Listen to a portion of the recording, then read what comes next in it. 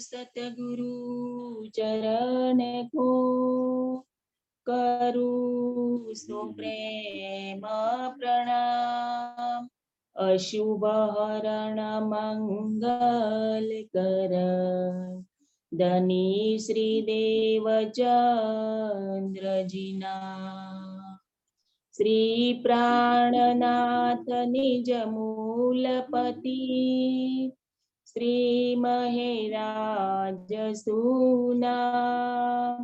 तेज कुंवर श्यामायुगल को पल पल करू प्रणाम। पिया जी को पल पल करू प्रणाम। 25 नंबर। सकना अरवाहे अर्श की जो तीन बेर उतरे। लैल में आए जिन वास्ते कछु सकना रही कछु सकना रही सकना अरवाहे अर्श की। शकना अरवाहे अर्श की। प्रणाम सुंदर साहब जी। आप हक शिवाजी महाराज विधान के धनी सच्चिदानंद स्वरूप आप श्री प्राणनाथ जी हमें बेशक करते हुए अर्श की बेशकी दे रहे। शकना अरवाहे अर्श की। अब हमें अर्श की ब्रह्म सृष्टि होने में कोई शक न रहा, बेशक कर दे। दावा तो लिया था, लेकिन अब हमें वास्तविक पहचान हो गई। इस इल्म से हमें अर्श की सारी बारीकियां और इस खेल की भी सारी बारीकियां सब कुछ पता चल गया। किस तरह से एक खेल को बनाया, एक त्रिदेवा कौन है, कैसी उनकी लीला है। जब्राइल फरिश्ता कैसे हमारे साथ ही है और आज अशराफिल दनी का जागृत बुद्ध और निज बुद्ध का फरिश्ता हमें इस जागृत बुद्ध का सूर फूंक के अर्श की सारी बातें जाहिर कर हमें जगा रहा है। शकना अरवाहे अर्श की। अब जब ये बातें प्रियतम मेरे वास्ते मुझे आकर संबोधित कर रहे, तो मुझे अब कोई शक न रही। वरना तो इस खेल से सत्य की पहचान करना असंभव काम था। असंभव को संभव करके दिया, नामुमकिन को मुमकिन करके बताया। हम सोच भी नहीं सकते कि कैसे धनी ने हमें अपनी ओर खींच लिया और हमें स्वयं की पहचान करा दी, दृढ़ करवा दिया। ईमान हमारा हमारी पहचान के बारे में दृढ़ता करवा दी, बेशक कर दिए, और अर्श की सारी बातें हमारे दिल में बसा ली। शकना अरवाहे अर्श की। अब हमें ब्रह्म सृष्टि होने में कोई शक नहीं है। जो 3 बेर उतरे, ब्रज, रास और ये जागने का ब्रह्मांड, लिखा है 3 बेर उतरे। एक्चुअली ये तीनों लीला एक ही पल की है। जब अलस्त बेरब कुम कहा, फरामोशी का पर्दा गिर गया और उसी फरामोशी में हम ब्रज में आए, उसी फरामोशी में ब्रज से हम रास में गए और उसी फरामोशी में ही अर्श में जाकर फिर वापस आए। फरामोशी हमारी नहीं टूटी, अभी भी वही पल है, सोई घड़ी सोई पल। ब्रज में आए तब से लेकर आज तक अर्श में तो वही वही कपड़, वही कपड़, मूल मिलावे से हम उठकर बाहर नहीं गए, फरामोशी टूटी नहीं हमारी। हाँ, रास खेलकर जब वापिस घर गए, एक पलक के लिए फरामोशी नहीं उतरी, माने कि हमें खेल देखने का नशा, नजर हमारी खेल से नहीं हटी, और फिर भी हमने प्रियतम के संग फिर एक बार एक खेल देखने की चाहत कर दी। इसीलिए प्रियतम ने कहा कि ये तीनों लीलाएं एक ही पल की है, और तीनों बार आए प्रियतम ने हमें अपने से एक पल के लिए भी अलग नहीं किया। ब्रज में आए थे तब भी वो हमारे साथ ही रहे, एक पल भी हमें जुदा नहीं किया, पल पल हमें अपनी ओर आकर्षित करते थे, हमें बचाया गया।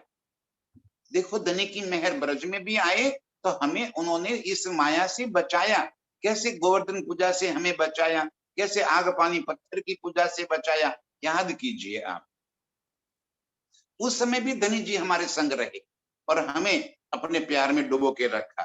रास में आए तब भी वो हमसे दूर नहीं, यहां तक कि हम जब बाके बिहारी के तन में विराजमान अक्षरातीत का जोश और आत्म अक्षर उनके संग जब लीला में मदहोश हो गए,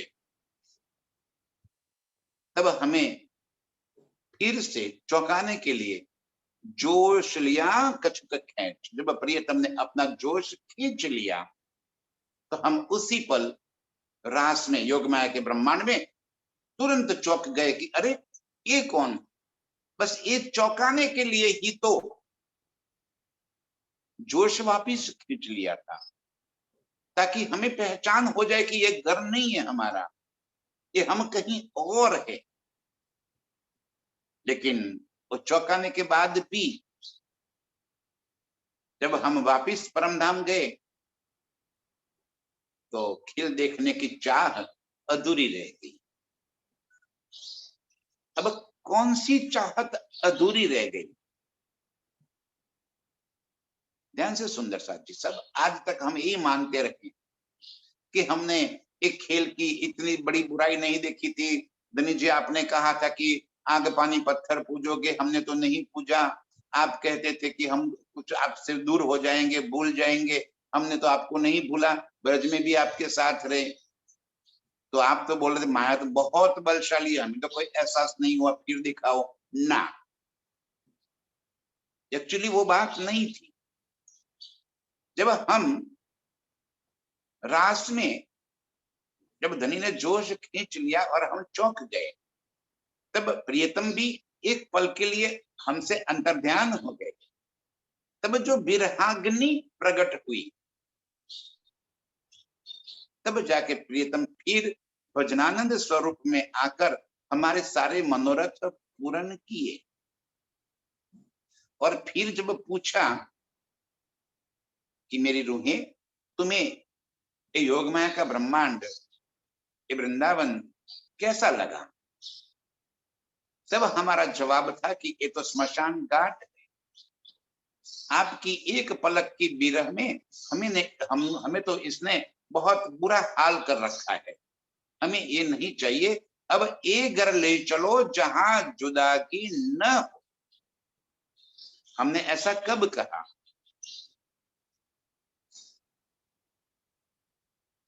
हवे ए घर ले चलो जहां जुदागी ना हो। तब ब्रज की लीला भी समाप्त हो गई और रास की लीला भी समाप्त हो गई, और हमारी चाहते पूरी होने के बाद हमने कहा कि हवे ते घर ले चलो जहां जुदागी ना हो।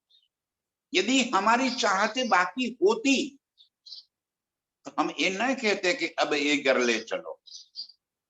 लेकिन जब अर्श में पहुंचे तब हमें इस बात का एहसास हुआ कि हम तो इस खेल में एक पल के अंदर हार गए।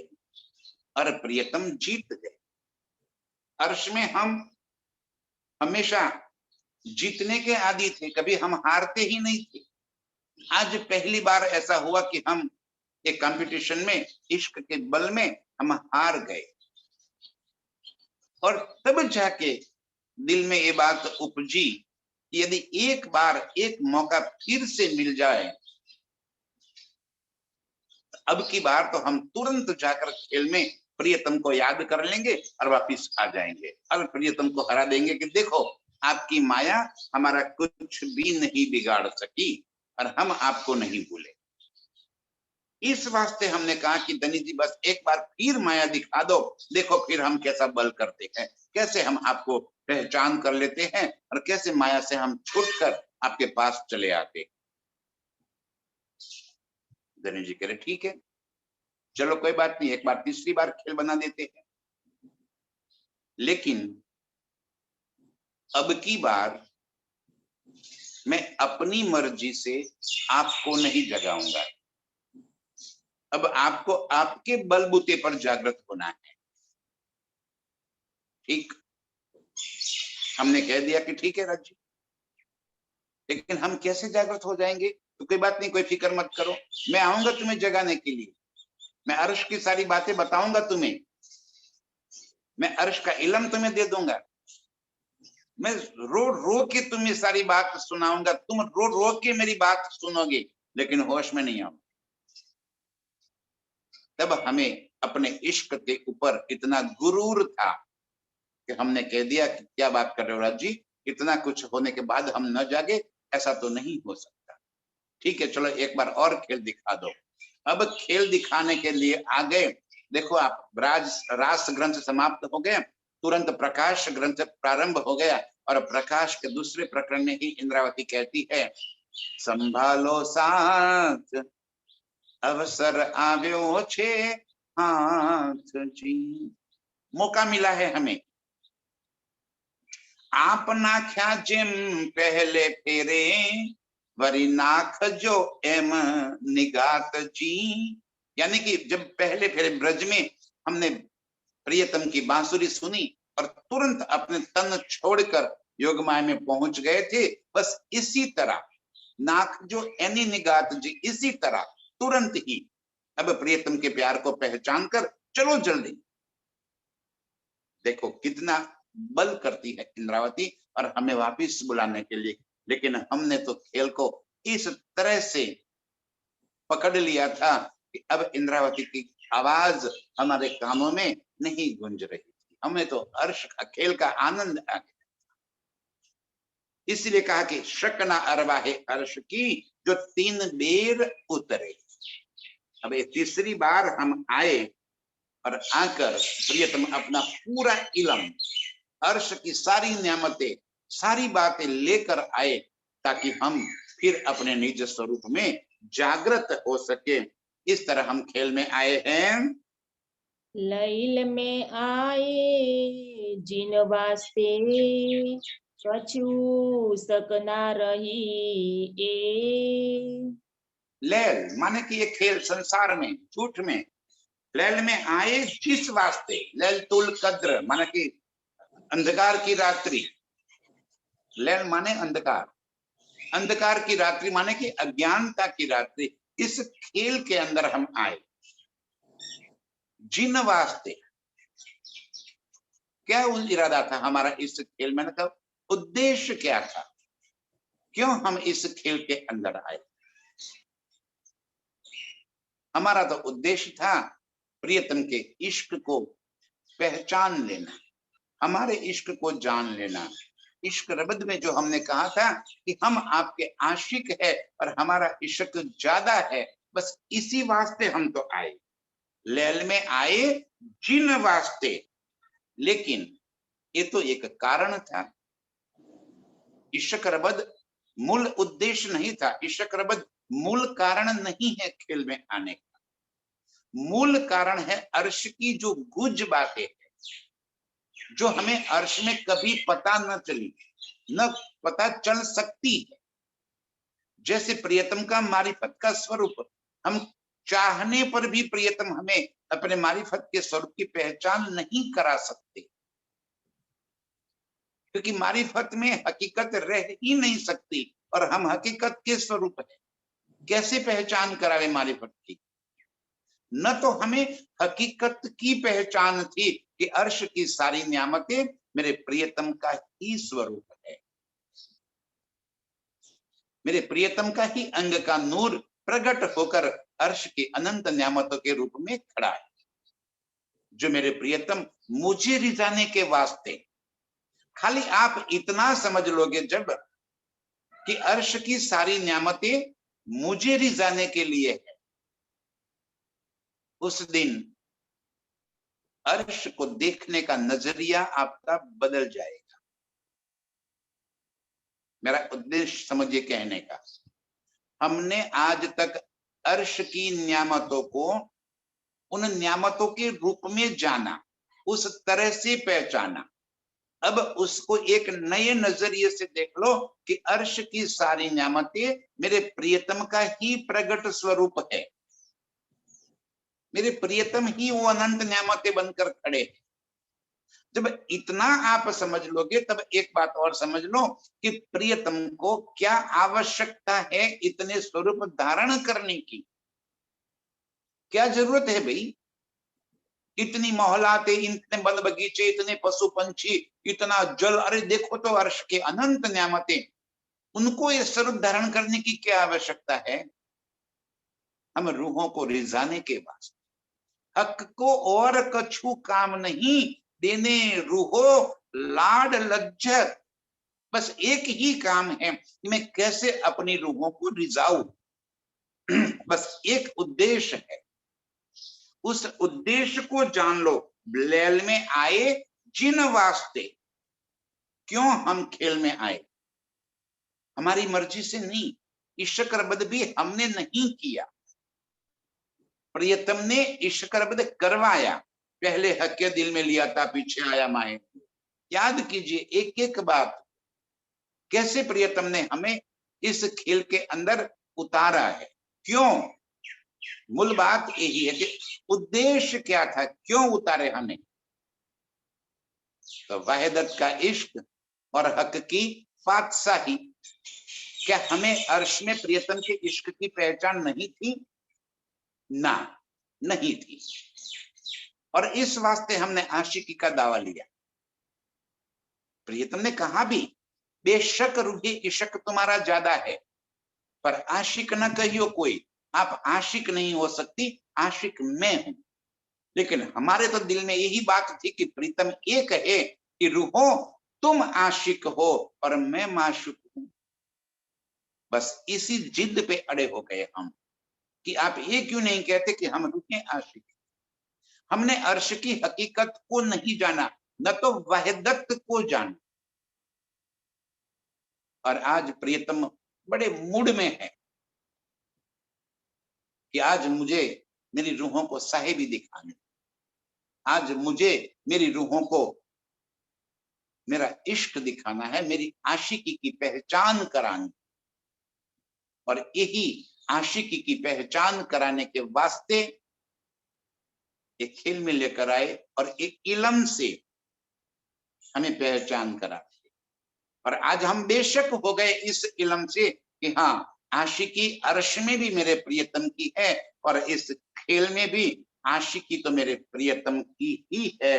लेल में आए जिन वास्ते, बस ये उद्देश्य था हमारा इस खेल में आने का। कछु शक ना रही है इस बारे में, अब हमें कोई शक न रही, हम बड़े बेशक हो गए। जब बेशक हो जाते हैं ना, तब हमारा ईमान दृढ़ हो जाता है। जब ईमान दृढ़ हो जाता है तो प्रियतम के प्रति हमारा इश्क प्रकट हो जाता है, तभी हम अर्श में जागृत हो जाती है। बस बेशक इस वास्ते प्रियतम हमें कर रहे हैं। सपना आए खेल देखने, ये जो रूहे आया बिछड़ा। शक न आए खेल देखने, ये जो रूहे आई बिछड़। बिछड़ माने जुदा होकर, प्रियतम से जुदा होकर इस खेल देखने के लिए आए हैं हम, माने कि ये हमारा घर नहीं है, ये हमारा वतन नहीं है। इस खेल को जो हम अपना कर कर मेरा करके बैठ गए, धनी जी कह रहे हैं कि अब इसमें बेशक हो जाओ कि ये खेल, ये वतन, ये घर, ये तुम्हारा नहीं है, ये तुम्हारी मूल पहचान नहीं। तुम्हारी मूल पहचान ये है कि तुम अर्श से आई, तो अब अर्श की अरवाह है। प्रियतम ने अपने चरणों में बिठाकर तुम्हारी सूरता को, तुम्हारे ध्यान को इस खेल में उतारा है। तुम स्वयं उस खेल में नहीं आए, न तो अर्श से कोई चीज इस खेल में आ सकती है। आया क्या है? हमारी सूरताएं, रूह की सूरता चरणों में बिठाकर धनी ने पूरे खेल को अपने दिल में ले लिया और हमारी नजरें प्रियतम के दिल में चल रहे इस खेल की तरफ लग गई और हम उस खेल के पात्र को मैं हूं ये समझकर एक खेल देखने लग गए। कोई शंका नहीं है उसमें कि प्रियतम का हुक्म ही हमें खेल में लेकर आया, प्रियतम का हुक्म ही इस तन को धारण करके खड़ा है, प्रियतम का हुक्म ही आज इल्म सुना रहा है और प्रियतम का हुक्म ही हमें अर्श की ओर वापिस मोड़ रहा है। प्रियतम के हुक्म के सिवा और कोई तो ये काम कर नहीं सकता। अब इस बारे में हमें कोई शक नहीं रही, बेशक हो गया। खेल देखने आए, अर्श से जुदा कर आए हैं। अब हमने अर्श की रूह का दावा ले रखा है, हुज्जत ले रखी है, बस बेशक हो गई तो हम अपने निज स्वरूप में जागृत हो जाएंगे। कर मेला ना सुत में बेशक ले नसीहत आए अर्श चढ़। प्रियतम फरमा रहे हैं कि कर मेला नासूत में, कर मेला माने कि इस एक खेल देखने, मेला माने खेल, ये नासूत माने झूठ के अंदर बस इस खेल को देख ले। हम तो खेल में इस तरह रल गल गए, इतना ही नहीं, बस जवाब भी ये दे रहे हैं। हाँ, धनी ने खेल देखने के लिए हमें बुलाए लाए हैं, तो खेल तो देखना ही है, चलो मन भर के खेल देख लो, जब उनका हुक्म होगा तब वापिस चले जाएंगे। शाबाश, बेशक अर्श की रूह है, बेशक अर्श की अरवाह है, धन्य है आपको, धन धन है आपकी इस सोच को। प्रियतम फरमा रहे हैं कर मेला नासूत में, यदि भी कहीं गए हैं तो बस उसको देख लो, देख के फिर वहीं हम थोड़ी ही जाना है, वही रुक थोड़ी ही जाना है, वो चाहे कितना ही आकर्षक स्थल क्यों न हो, हमें अपने घर तो वापिस पहुंचना ही है। हाँ, आकर्षक स्थल हो तो कुछ पल हम ज्यादा रुक जाए, कुछ अच्छी तरह से उसको देख ले, लेकिन उसमें रुक जाना, वहीं पे ठहर जाना, वहीं पे बस जाना, ये तो कोई रीत नहीं है। धनी जी कह रहे हैं कर मेला नासूत में, नासूत में तू मेला कर ले और बेशक हो जा, ले नसीहत आए अर्श चढ़। नसीहत माने सिखापन, इस इल्म से प्रियतम हमें जो पहचान करा रहे, कहते कि ये नसीहत को, मेरे के ही कहे हुए एक एक शब्द को तू अपने दिल में धारण कर ले। नसीहत, सिखापन, यदि हम कहीं गलत रास्ते पे भटक जाए तो कोई हमें सिखापन देता है कि भाई आप ये गलत कर रहे हो, आप ये गलत रास्ते पे चल रहे हो, आपकी ये दोस्ती, आपका ये बात अच्छी नहीं है, आप उसको छोड़ दो। जब हमें सच्ची पहचान करवाते हैं प्रियतम तो कहते हैं कि बेशक ले नसीहत, तू ये मेरे शब्दों से इन बातों को समझ ले। आए अर्श चढ़ और अपनी सुरता को फिर वापिस परमधाम में मोड़ दे। अपनी सुरता को वापिस मोड़ने के वास्ते जो चीज की आवश्यकता है, हर बात प्रीतम ने हमें मुहैया करवा दी। इलम लेकर आए थे। हम सभी सुंदर साथ की एक फरियाद थी कि हस्तलिखित सुंदर साथ हम पढ़ नहीं पाते। धनी ने अर्जी सुन ली और बानी को छप कर तैयार कर दिया। फिर हमारी फरियाद हो गई प्रियतम को कि धनी ये बातें हमें समझ में नहीं आती। ठीक धनी ने दिल में ले लिया और इस बानी को टिका करके दे दिया।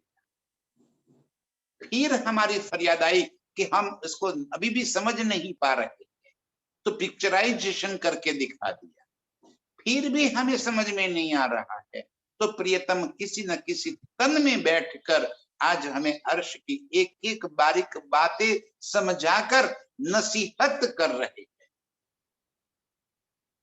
सिखापन दे रहे हैं। अब तो तू आजा वापिस, आए अर्श चढ़। बस इन नसीहत को, प्रियतम के इन बानी को, प्रियतम के इन शब्दों को दिल में धारण कर। अर्श की रूह को निश्चित रूप से ये शब्द चोट कर जाएंगे। अरे मैं तो अर्श की रूह हूं और मैं क्या कर रही हूं, कहां फंसी हुई हूं, ये क्या देख रही हूं मैं। बस एक झटका लगना चाहिए, भीतर एक तुरंत हलचल मच जानी चाहिए शब्द को सुनते ही। भाई अर्श की रूह है तो अर्श की रहनी कैसी होनी चाहिए, अर्श की रूह की रहनी कैसी होनी चाहिए। और हम किस तरह से संसार के जीवों से भी गए बीते होकर, इस वास्ते जीवों से गए बीते कहता हूं कि कम से कम दुनिया के जीव जो एक नियम लेते हैं तो वो नियम का भी पालन करते हैं। कितना कष्ट उठाते हैं, शारीरिक कष्ट उठाते हैं। क्या पाना है उनको, उनको ये भी पता नहीं है कि हमें क्या पाना है, क्यों ये कर रहे, फिर भी इतना कष्ट उठा रहे। एक भाई से पूछा कि भाई इतना तपश्चर्या, इतना कष्ट क्यों उठा रहे, तो कहते हैं हमें अच्छा अवतार मिल जाए। अच्छा कौन सा अवतार अच्छा है, तो बोलता है इंसान का। बोला अभी क्या हो, क्या अभी इंसान नहीं हो, तो बोले है लेकिन कोई पैसे वाले के घर पे हम जन्म हो जाए। वाह, ये लौकिक बुद्धि है। क्या चाहिए, क्यों तपश्चर्या कर रहे, क्यों परिश्रम कर रहे, क्यों सेवा कर रहे, क्यों मेहनत कर रहे, ताकि हमारा अगला अवतार किसी पैसे वाले के घर पे हो जाए। ये पता ही नहीं है कि हमें तो इस जन्म मरण से छूटना है भैया। इस वास्ते परमात्मा की पहचान जरूरत है। दुनिया के जीव देख लो आप, और हम क्या कर रहे हैं। ये बेशक इल्म मिलने के बावजूद हम भी दुनिया के जीवों के भांति इस खेल में पड़े हैं। ये चोट लग जाए, ये नसीहत सिखापन प्रियतम की दिल में लग जाए, आए अर्श चढ़, तुरंत हम अपनी सुरता को अर्श में अपने निज स्वरूप में पहुंचा देंगे। इत ही बैठे गर जागे धाम, पूर्ण मनोरथ हुए सब काम। एक पल में हम अपने अर्श में पहुंच जाए। मोहम्मद ईसा अर्श में पहुंचे हक हजूर। धनी के मेहर से, उनके जोश के हुक्म से मोहम्मद यानी कि रसूल साहिब और ईसा माने कि देवचंद्र जी श्यामा जी अर्श में पहुंचे हक हजूर। मूल मिलावे में राज्य के सन्मुख दोनों की सुरता पहुंची।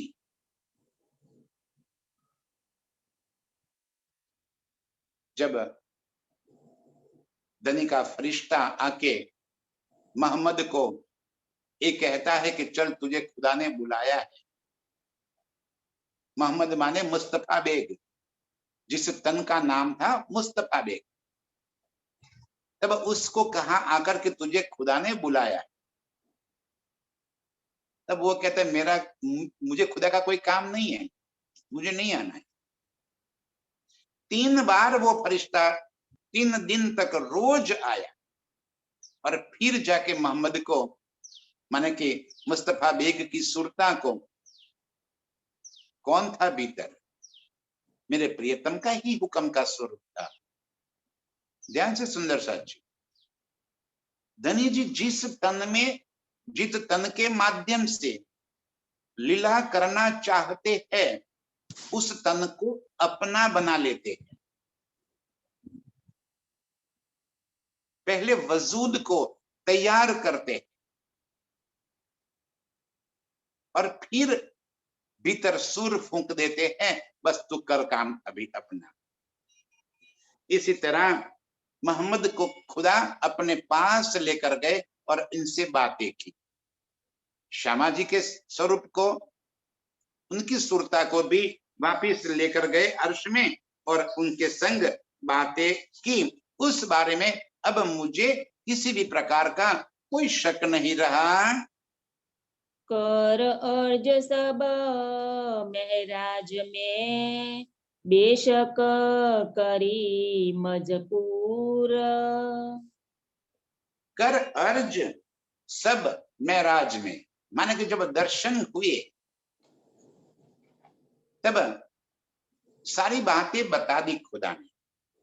जब आप मोहम्मद साहब की सुरता को अर्श में पहुंचाया तब उन्होंने कहा कि हे खुदा, ये मेरी रूहें, उनके मुंह पर ताला क्यों लगा है? ताला लगने का मतलब है कि वो चुपचाप क्यों बैठी? धनी जी ने कहा कि उन्होंने गुनाह किया। क्या गुनाह किया है? उन्होंने खेल मांग लिया, इस वास्ते वो खेल में उतरी है। उनकी सुरताएं अभी खेल में। अब तुझे मेरे इस इल्म को, मेरी इन बातों को खेल में जाके उनको बताना है और उनकी रूह को, उनकी सुरता को वापिस अर्श में लेकर आना है। मोहम्मद ईसा अर्श में पहुंचे, हक हजूर कर अर्ज सब महराज। सामने पहुंचकर जब दर्शन किए और सारी अर्ज की, बेशक करी मजकूर, और जो बातें करी श्यामा जी ने भी और मोहम्मद साहब ने भी, उनकी सुरता से श्यामा जी को भी जब कांजी भट्ट के वहां मिले तब उनके संग महराज, वही महराज है, जब दर्शन हो गए तब वो महराज हो गया और उस महराज में उनके संग बहुत सारी बातें की। और बातें जो की वो किस बारे में बात की कि तू अर्श से आई है, तेरी रूहों को लेकर वापिस जल्दी से वापिस आ जा। मोहम्मद इसे किए जवाब, तीन में रही न सक। और इन्होंने जवाब भी किया कि भी किस तरह में लेकर आऊं। देखो कांजी भट्ट के वहां पे जब चर्चा में आ गए आप प्रियतम, और उनको दर्शन देकर इनके संग किस तरह से सवाल जवाब हुए, किस तरह से उनके संग बातें हुई। तू कौन है? पहचानती है अपने को? बोलती है ना। अच्छा मैं कौन हूं, जानती है मुझे? तो कहती है ना, लगता है कि तुम मेरे खाविंद हो, पहचानती नहीं। तब आओ बतावे हम, एक कहकर अपनी सारी परिचय कराए कि तू अर्श की सुंदरबाई श्यामा जी का स्वरूप है और खेल मांग लिया, इस वास्ते तुम अपनी रूहों को लेकर इस खेल में आई है और अब अपनी रूहों को लेकर वापिस अर्श में आ जाओ।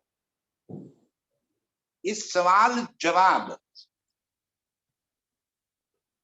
सतगुरु देवचंद्र जी के तन में विराजमान श्यामा जी के स्वरूप के संग प्रियतम ने किए, महराज माने कि दर्शन के समय में। और इसी तरह जब मोहम्मद साहब से दर्शन हुए तो दर्शन होकर उनसे भी अर्श की सारी बातें बता दी, इश्क की बातें बता दी, प्रियतम के स्वरूप के बारे में, अर्श की लीलाओं के बारे में उनको भी ये सारी बातें बता दी और कहा कि तू जा और ये बातें तो जाहिर कर दे। शक नहीं पड़ उत्तर में, जो हके दिए बुजरक। धनी जी ने जो जवाब किए उसमें भी अब कोई शक नहीं रहे। कैसे सवाल जवाब हुए? जब देवचंद्र जी की सुरता से बात हुई, श्यामा जी से बात हुई कि अपनी रूहों को अर्श में जगा दे, मेरा इल्म उनको बता दे, तब वो पूछते हैं कि धनी वो रूहें कहाँ है, मैं कैसे पहचानूंगा उसको? तो धनी जी कह रहे कि वो तेरा काम नहीं है। देखो क्या पड़ उत्तर दिए, तेरा काम है मेरी पहचान करवाना और मैं भेजूंगा तमाम, एक एक रूह को तेरे पास भेजने की जिम्मेवारी मेरी है। तेरा काम है सिर्फ मेरा संदेश देना,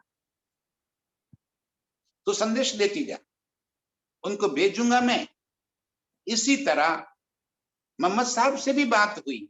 मोहम्मद साहब ने कहा कि मैं कैसे बताऊं उनको, तो उनको बोल कि फरदा रोज को मैं आऊंगा और फरदा रोज मैं अपनी रूहों के संग आऊंगा, और जब अपनी रूहों के साथ में आऊंगा तब आकर मैं इल्म से रूहों को जगाऊंगा, तब मेरी रूहें आकर मेरे संग जुड़ जाएगी, मेरी बात सुनकर ईमान ले आएगी और अर्श में निज स्वरूप में जागृत हो जाएगी। दोनों के संग पड़ उत्तर माने कि सवाल और जवाब जिस तरह से किए, जो हक्के दिए बुजरक, जो बड़े महान शब्द जो है, बड़ी बातें जो प्रियतम ने जवाब कर दी दोनों को, जो बातें दोनों को समझाई, जो सवाल और जवाब हुए, इस बारे में भी अब मुझे कोई शक नहीं है, मैं बेशक हूं, क्योंकि वो बात बताने वाले भी आप ही है और आप ही बातों को दिल में धारण करके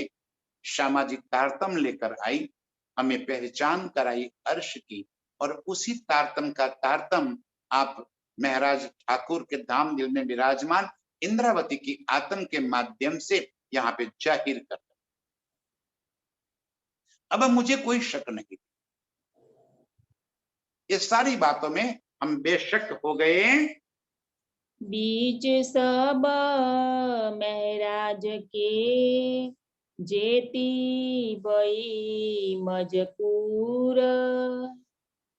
इस तरह से जब आपसे दर्शन के समय में जो भी बातें बातचीत जो हुई, जो सवाल जवाब हुआ, उस बारे में मुझे कोई शक नहीं।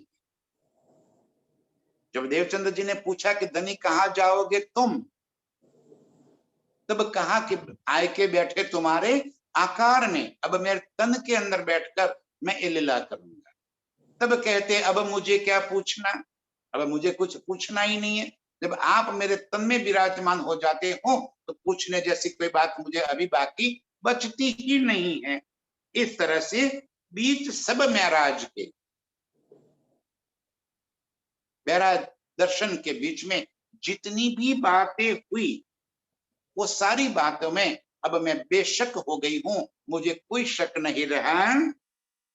ये शक जरा ना रही, जो खिलवत जल्ला नूर।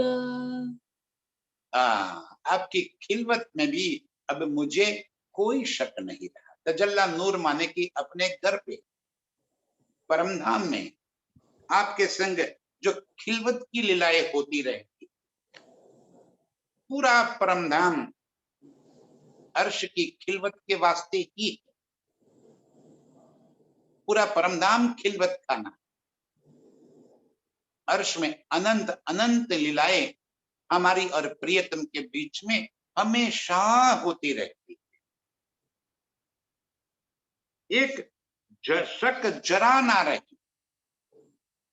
अब उस बारे में मुझे जरा भी शक नहीं है कि आपके संग किस तरह से खिलवत की लीलाएं मेरी होती रहती। खिलवत माने कि इश्कमयी लीलाएं, प्रियतम और मेरे बीच की इश्क की लीलाएं, अर्श की सारी बातें। अब हमें किसी भी प्रकार के संशय नहीं रहा, अब हम संशय रहित होते। किस तरह से 25 पक्षों में आप हमारे संग लीला करते हो, कैसे हमें रिझाते हो। आप ही आशिक हो, आपका इश्क ही हमें पल पल आपकी ओर आकर्षित करता रहता है। उसमें अब हमें कोई शक नहीं रहा। इस इलम से आज हम रूहें बेशक हो गई। जनी जी को जवाब दे रही है रूहें कि अब हमें कोई शक नहीं रहा। हम आपके चरणों में जागृत होने के लिए बस अब तत्पर है। छिपी बातें बीच अर्श के, कोई रही न माहे सक। छिपी बातें अर्श की, परमधाम की छिपी बातें। परमधाम में हमसे क्या छिपा? ये बात छिपी थी क्या हमसे? हम तो अर्श में ही रहने वाले थे, प्रियतम के संग ही रात दिन गुजारने वाली थी। तो कौन सी बातें हमसे छिपी थी अर्श में? तो देखो, प्रियतम का मारिफत का स्वरूप, मारिफत का इश्क, वो हमसे छिपा था। अर्श में प्रियतम चाहने पर भी अपने मारिफत के स्वरूप की पहचान हमें नहीं करा सकते। ये बातें छिपी थी। अर्श की हकीकत माने कि प्रियतम की पातशाही अर्श में रहते हुए भी हमें पता नहीं थी, क्योंकि हम अपने को प्रियतम से अलग जानते थे। हमारा अलग स्वरूप, अस्तित्व जो हमें मिला है, उस अस्तित्व को हम जानते थे कि मैं तो अर्श की रूह हूं, मैं आपके अंग रूप अंगना हूं, आपका ही स्वरूप हूं। ये बात हम अर्श में कैसे जान जाते? समझिए सुंदर साथ जी, अर्श की हकीकत में हम अर्श में कैसे जान सकते हैं कि ये सब प्रियतम का ही स्वरूप है? यदि ऐसा वहां जान लेते हम, अर्श में यदि ये सारी चीजें प्रियतम ही है, ये बात जान लेते, तो उन चीजों के संग हम लीला भी नहीं कर पाते। इस वास्ते अर्श की हकीकत का भी हमें पता नहीं चला, और इसी तरह वहदत का भी पता नहीं चला। अब जाके ये सब इलम से हमें पता चला, जब प्रियतम ने अपने इलम से सारे राज खोल दिए। और वो भी तो देखो, एक कितने सालों तक इसमें रहने के बाद अब जाके धीरे धीरे धीरे धीरे प्रियतम अपने दिल की बातें हमें बता रहे। संज में हमें एक एक गुंट गुंट करके अर्श का रस पिला रहे। अब जाके अब इस बात की पता चला, अब जाके हमें अर्श की हकीकत का पता चला, अर्श की वहदत का पता चला। हमें पता ही नहीं था। ये सारी बातें अर्श की छिपी थी।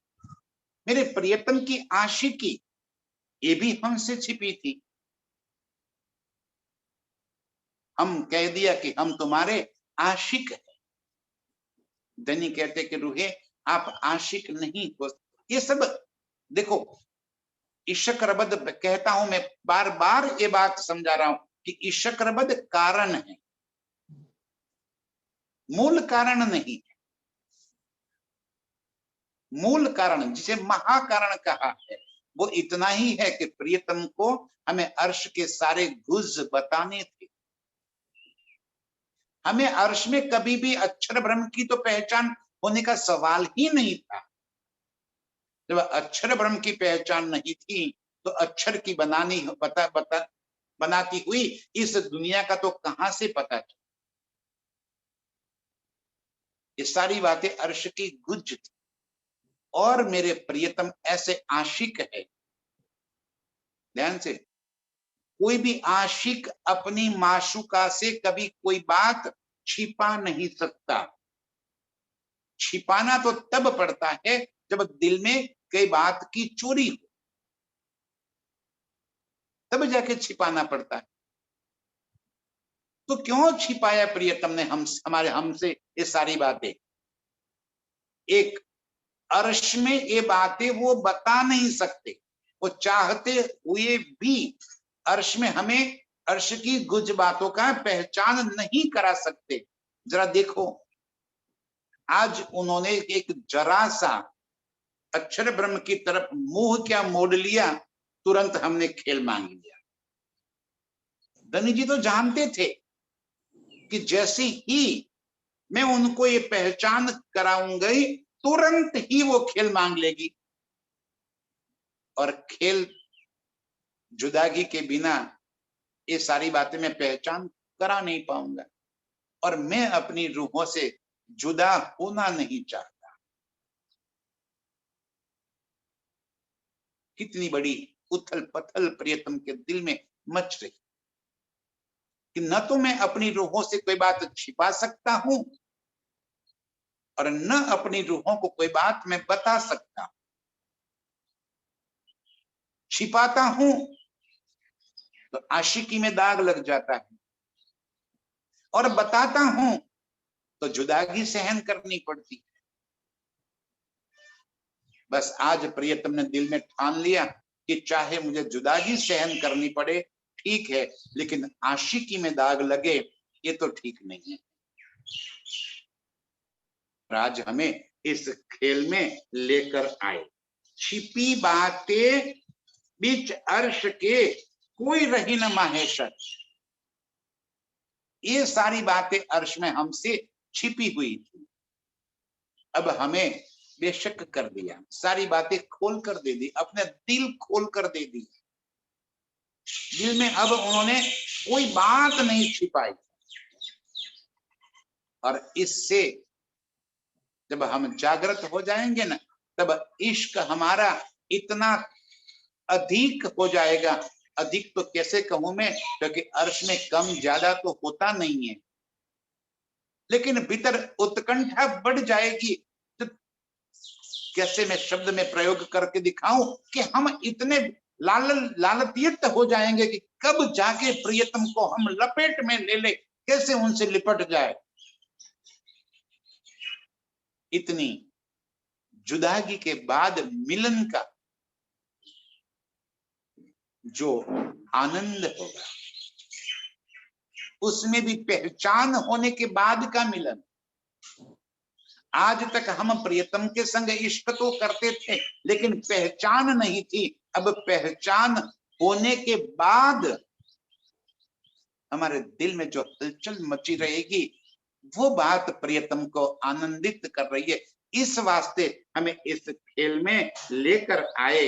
ये सारी बातें छिपी अर्श की थी, अब इसमें कोई शक नहीं रहा। पाई ऐसी बेशकी जो लई दिल की बातें हक। ऐसी बेशकी पाली, लई दिल की बातें हक। प्रियतम के दिल की बातें हमने जान ली,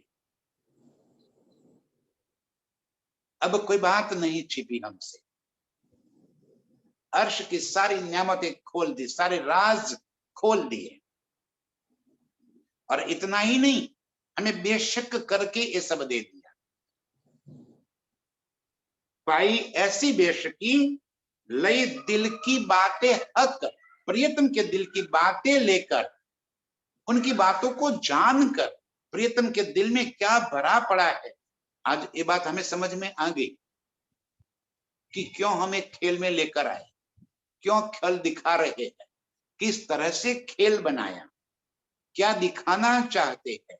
ये सब बातें जब हमने समझ में आ गया, तब प्रियतम के दिल में अब हमसे कोई बात छिपी नहीं रही। आगू बेशक बड़े अर्श के नूर रोशन जोए किनार। रंग महल से बिल्कुल सामने, आगू बेशक बड़े अर्श के।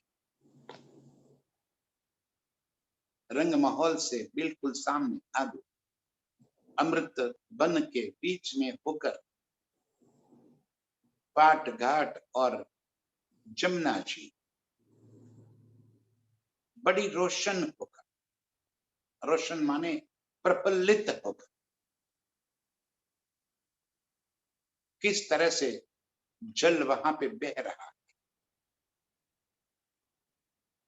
प्रियतम जब हमें जमुना जी लेकर जाते हैं, जैसे ही हम रूहें जमुना जी के पाल के ऊपर सुखपाल से नीचे उतरते हैं, उसी पल जमुना जी का जल उछलकर पाल के ऊपर आ जाता है और चरण पखालकर, जैसे चरणों में प्रणाम करता, इस तरह से चरण पखालकर फिर जाके भीतर समा जाता है। आगू बेशक बड़े अर्श के नूर रोशन जोए किनार। जोए माने जमुना जी और किनार माने कि उस पाल का कितना सुंदरता से भरा हुआ है, इस बात को प्रियतम याद दिलाते। कैसी जमुना जी की पाल, जैसे यहां मिट्टी की होती है वहां नूर है, क्योंकि मिट्टी भी तो नूर है और नूर चेतन है, पारदर्शी है, कोमल, नरम, सूक्ष्म, सुगंधित, स्वयं प्रकाशित, अनंत गुणों से भरा। वो पाल इतनी सुंदर, इतनी पारदर्शी है कि पाल के ऊपर लगे हुए पैड ऊपर की तरफ तो दिखाई दे रहे हैं, लेकिन उस पाल में जो उनके मूल अंदर गए हैं वो भी कहां तक पहुंचे हैं ये हमें नजर आता है। उन वृक्षों का प्रतिबिंब उस पाल के ऊपर पड़ रहा है। उन वृक्षों के एक एक पत्ते इतनी चकमकाहट धारण किए हुए हैं जैसे कांच के, और उन वृक्षों के पत्तों के ऊपर सारे अर्श का प्रतिबिंब पड़ता है और वो प्रतिबिंब फिर हमें पाल के भीतर नजर आता। उस पाल को मिट्टी की पाल न समझो। धनी ने क्या कहते शब्द कह दिया, एक हीरे की पाल, एक हीरे की पाल है, क्या कहे, किसके संग तुलना करें। लेकिन यहाँ का हीरा तो बड़ा कठिन होता है, अर्श की पाल तो बड़ी नरम और कोमल है, चेतनता से भरी हुई। ऐसी इस पाल के भीतर की तरफ जमुना जी की तरफ जलरांश और बाहरी तरफ पुखराज जी रांश, उसके नीचे रेती का बड़ा मैदान।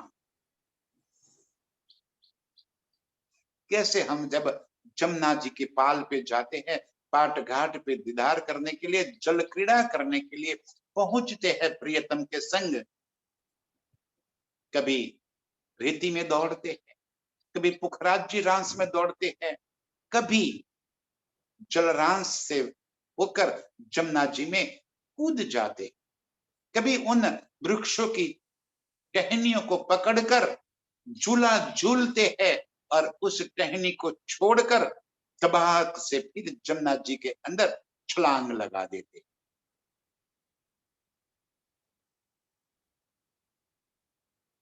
उसी पाल के ऊपर कई बार बड़े सोफे और कुर्सियों में बैठते हुए जब प्रियतम के संग मस्ती कर रहे हैं, तभी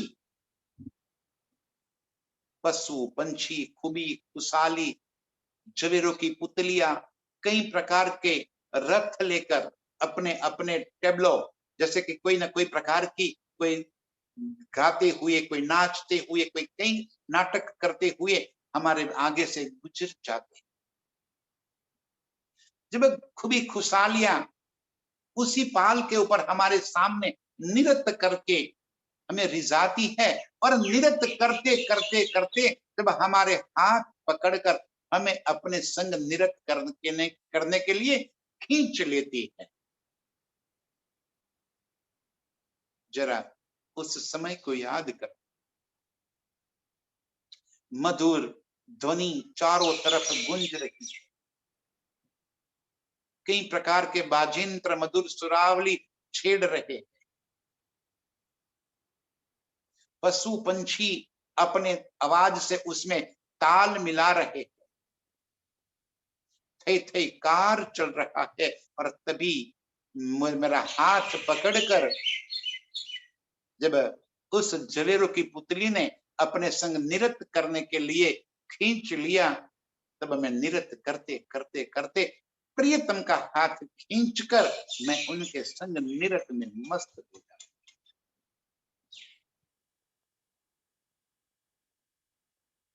जमुना जी के पाल पाट घाट के ऊपर जल क्रीड़ा और जल के बाहर पाल के ऊपर की एक अनंत और अति सुंदर इश्कमयी इन लीलाओं को धनी जी कहते याद करो, बेशक हो जाओ, इन लीला से बेशक हो जाओ, आगू बेशक बड़े अर्श के नूर रोशन जोए किनार।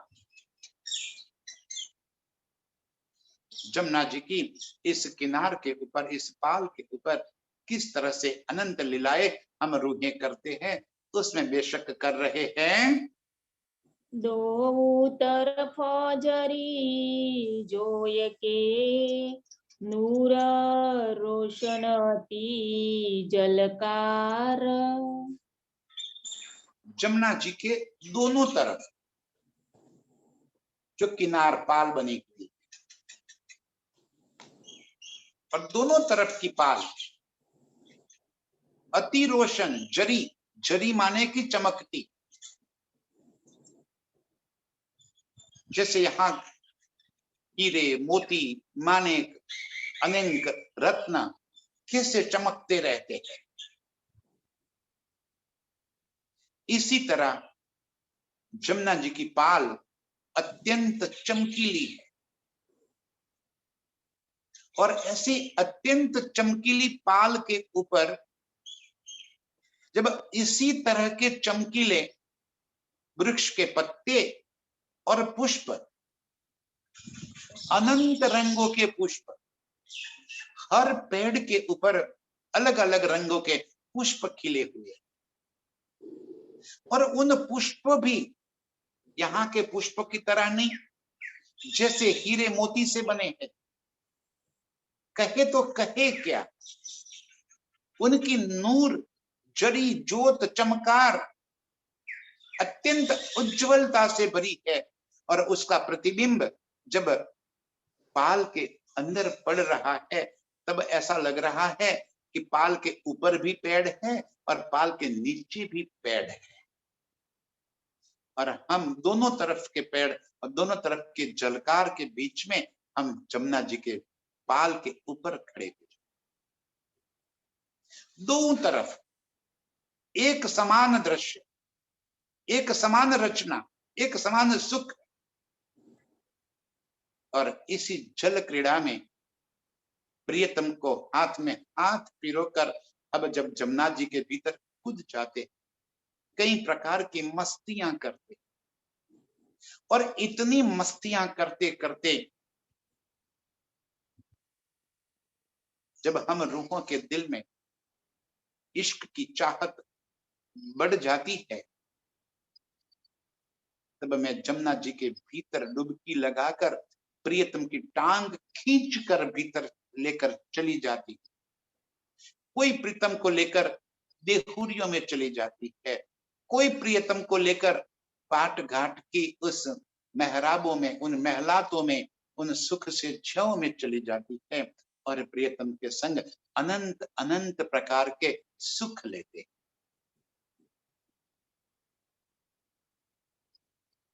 जमुना जी पाट घाट, कभी बट्ट पुल के ऊपर, कभी केल पुल के, कभी बट्ट पुल के गरनारे से बाहर निकलती हुई पाट घाट से होकर केल पुल तक पहुंच जाती हूँ और कभी वापिस उसी तरह उसी जल में दौड़ती हुई प्रियतम के संग अनंत मस्तियों में, पकड़दाव में खेलती हुई, कभी जल के ऊपर दौड़ती हुई, कभी जल के ऊपर सरकती हुई, मस्तियां मस्तियां और मस्तियां। दने जी हमें बेशक करते हुए अर्श में जमुना जी के ऊपर, पाट घाट में पाल के ऊपर, वृक्षों के ऊपर कैसे हम अनंत प्रकार के सुख लेते हैं, इस बात में हमें बेशक कर रहे हैं कि दो तरफ जरी जोई के नूर रोशन अति जल का।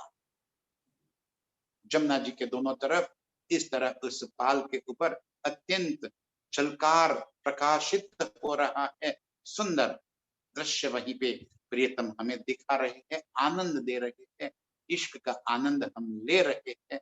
हम बेशक हो गए इन सुख में। अब हमें इस बारे में कोई शक नहीं रहा, बस इसी बात को दिल में भरकर अपनी रूह को जमुना जी के इस सुख में तरबोर करने वाली अर्श की सभी रूहों के चरणों में कोटि कोटि प्रणाम। नूर